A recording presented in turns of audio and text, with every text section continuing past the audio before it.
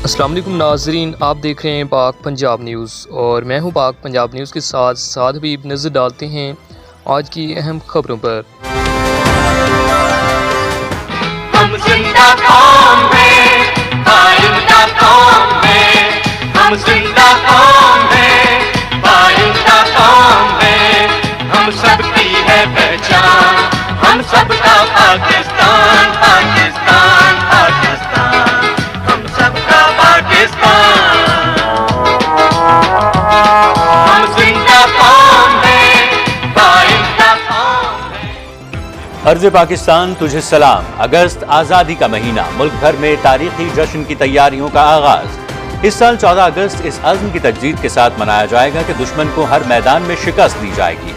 معرکہ حق کے شہیدوں کو خراج عقیدت، غازیوں اور جانبازوں کو سلام پیش کیا جائے گا۔ پاکستان ہمیشہ زندہ باد۔ نظریاتی اور جغرافیائی سرحدوں کی حفاظت اور وطن عزیز کو پرامن اور مستحکم بنانے کے لیے قوم کا عزم پہلے سے زیادہ مضبوط اور توانا۔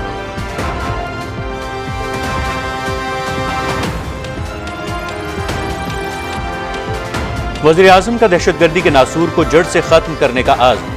تاریخ ساز معرکہ حق میں دنیا نے پاکستان کی فتح تسلیم کی۔ فتنۃ الہندوستان، فتنۃ الخوارج سمیت تمام سماج دشمن عناصر کے مکمل خاتمے کے لیے جامع حکمت عملی پر بھرپور کام جاری۔ دنیا دہشت گردوں کے خلاف کامیاب کارروائیوں کی معترف ہے۔ وزیر اعظم محمد شہباز شریف۔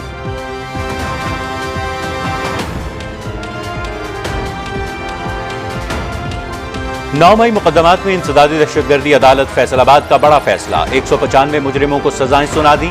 عمر ایوب، شبلی فراز، رائے حیدر کھرل، محمد احمد چٹھا، کمل شوزب، زرتاج گل، فرح آغا سمیت دیگر ملوث عناصر کو 10 سال قید کی سزا۔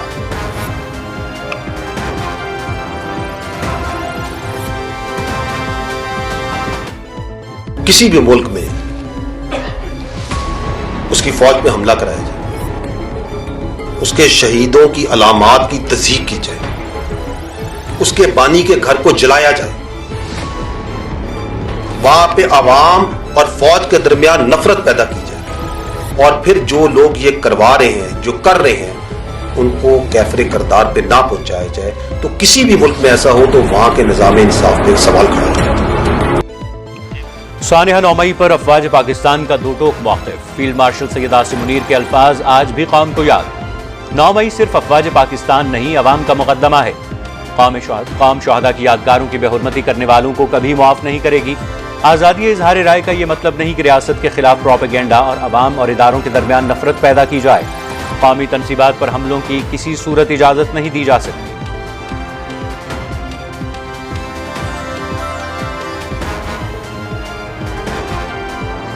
فیض آباد احتجاج کیس، اسلام آباد کی انسداد دہشت گردی عدالت سے وزیر اعلیٰ خیبر پختونخوا کے وارنٹ گرفتاری برقرار۔ عدالت کا پولیس کو علی امین گنڈا پور کو گرفتار کر کے پیش کرنے کا حکم۔ 18 مارچ احتجاج کیس میں MNA علی افضل شاہی کے وارنٹ گرفتاری جاری، غیر حاضر کارکنوں کے بھی وارنٹ گرفتاری جاری۔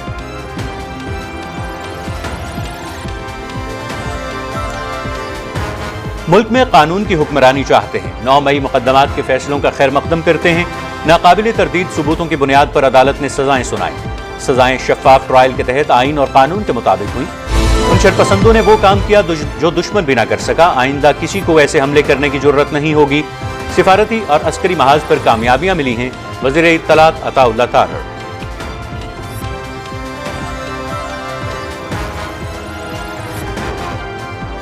شکر گزار ہیں، ویسے بھی اگست کا مہینہ ہے، 14 اگست کا، اور آزادی کے دن یہ بڑی خوشخبری ہے۔ بہت خوشی ہوئی ہے، پیٹرول 7 روپے کم ہو گیا۔ گورنمنٹ نے جو ہے نا 7 روپے پیٹرول کے ریٹ میں کمی لے کے آئے ہوئے، ہم لوگوں کے لیے کافی سہولت ہے جی اس سے۔ اچھی بات ہے گورنمنٹ کی، ہم اس کو اپریشیٹ کرتے ہیں گورنمنٹ کو۔ اگست آزادی اور خوشحالی کا مہینہ، قوم کے لیے بڑی خوشخبری۔ حکومت کی جانب سے پیٹرول کی قیمت میں 7 روپے 54 پیسے کی نمایاں کمی کا اعلان۔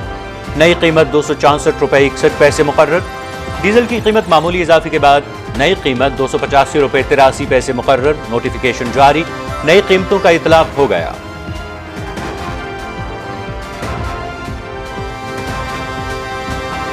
امریکی صدر ٹرمپ نے بھارتی معیشت کو مردہ قرار دے دیا۔ مجھے پرواہ نہیں بھارت روس کے ساتھ کیا کرتا ہے، روس اور بھارت اپنی مردہ معیشت کو ایک ساتھ نیچے لے جا سکتے ہیں۔ امریکہ نے بھارت کے ساتھ بہت تھوڑا کاروبار کیا ہے، مگر ان کا ٹیرف دنیا میں سب سے زیادہ ہے۔ صدر ٹرمپ۔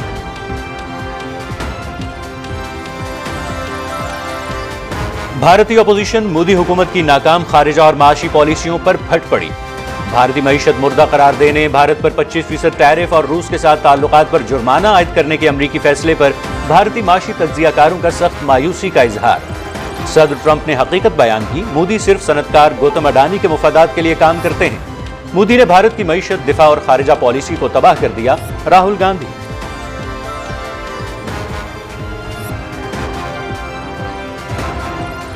امریکہ کا مختلف ممالک پر آج سے تجارتی ٹیرف نافذ کرنے کا اعلان. جنوب ایشیا کے 3 بڑے ملکوں میں پاکستان کو سب سے زیادہ رعایت، 19% ٹیرف عائد کر دیا.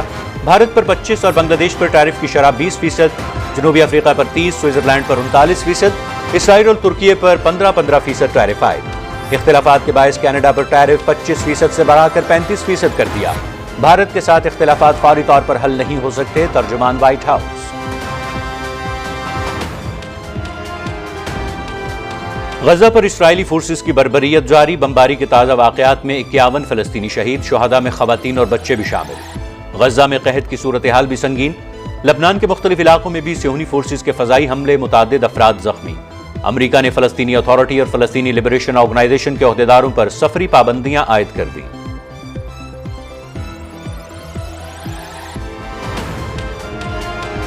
جنوبی پنجاب، خطۂ پوٹھوہار، شمال مشرقی بلوچستان، گلگت بلتستان، آزاد کشمیر اور بالائی خیبر پختونخوا کے مختلف علاقوں میں موسلادھار بارش کا امکان. شدید بارش کے باعث چکوال، اٹک، جہلم، گجرانوالہ، ننکانہ صاحب، دیر، سوات، شانگلہ، مانسہرہ، کوہاٹ، کرگ، ہنگو، ٹانک، ڈیرہ غازی خان کے برساتی ندی نالوں میں طغیانی کا خطرہ. گلگت بلتستان، آزاد کشمیر اور گلیات میں لینڈ سلائیڈنگ کے باعث ٹریفک روانی متاثر ہونے کا خدشہ.